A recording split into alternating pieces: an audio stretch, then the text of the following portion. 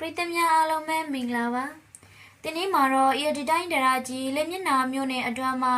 ရေပြည့်တန်းပြည်သူတွေကြုံတွေ့နေရတဲ့စိုးရိမ်ဖွယ်ရအခြေအနေတွေကိုတင်ဆက်ပေးသွားမှာဖြစ်ပါတယ်လက်ရှိမှာလက်မျက်နှာမျိုးနဲ့ဒရာတော်များများမှာရေကြီးရေရှည်မှုတွေဖြစ်ပေါ်နေတာ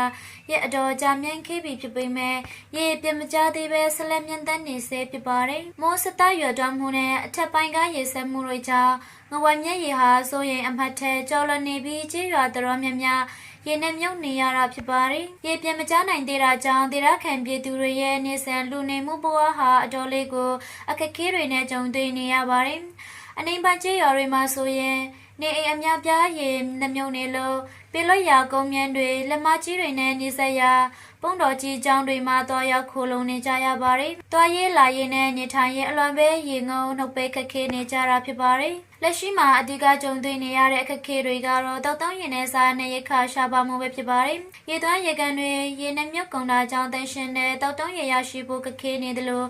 တွာလာရဲ့အတွက်လျှအနှင်းရတာရှိတာကြောင့်လည်းပြင်ပနဲ့ဆက်သွယ်ရေးပြတ်တောက်ထားသလိုဖြစ်နေပါတယ်။ဒါအပြင်တောက်တုံးရင်မတန်ရှင်းမှုကြောင့်ဖြစ်ပေါ်လာနိုင်တဲ့ဝန်ပြေဝန်ရှော်ယောဂနဲ့ရေမတဆိုင်ကုသတဲ့ယောဂတွေအတွက်စေဝါအကူအညီတွေလည်းအရေးပေါ်လိုအပ်နေပါတယ်။အကူအညီလိုအပ်ချက်နဲ့ညီကုန်းစိတ်ပြိုးရေးလောက်ကင်ကြတဲ့တောင်သူတွေမှာလည်းလေကွမ်းတွေရေနှမြုပ်ကုန်တာကြောင့်တင်းနှံတွေပျက်စီးဆုံးရှုံးမှုနဲ့ရင်ဆိုင်နေကြရပါတယ်။ရေပြင်ကြဖို့အချိန်ယူရမယ့်အနေအထားမှာရှိနေတာကြောင့်ရေပေးတန်းပြည်သူတွေအတွက်စားနပ်ရိက္ခာတောက်တုံးရေစေဝါနဲ့အဝတ်အထည်ကူညီတွေရောက်ရှိဖို့စေတနာရှင်တွေနဲ့ပါရိတာဖွဲ့စည်းတွေရဲ့ကူညီထောက်ပံ့မှုတွေကိုလိုအပ်နေပါတယ်။လေးမျက်နှာမျိုးတွေကရေပေးတန်းပြည်သူတွေမြင်မြန်ဆန်ဆန်ပေကင်ကန်နဲ့ပုံမှန်ဘဝကိုပြန်လည်ရောက်ရှိနိုင်ပါစေလို့ဆုတောင်းပေးရန်ဒီဗီဒီယိုလေးကိုဒီမှာပဲညကုံးချုပ်လိုက်ပါရစေ။